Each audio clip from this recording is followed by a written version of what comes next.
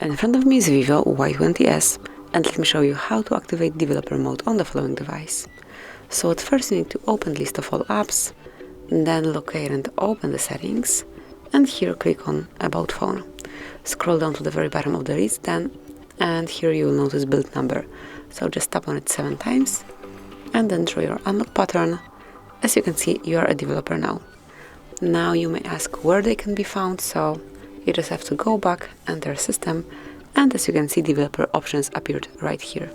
Click to open, and if you would like to activate anything, just pick the option, tap on the switcher, and that's it. Then you can activate the particular option the same way. And also, if something is already turned on, you can switch it off the same way smoothly by tapping. And if you would like to switch off developer mode, select this icon. As you can see, it is no longer active, and also it will disappear from system list. And if you'd like to enter developer mode again, you have to perform the same trick one more time. And this is it. That will be all. Thank you for watching. Please subscribe our channel and leave the thumbs up.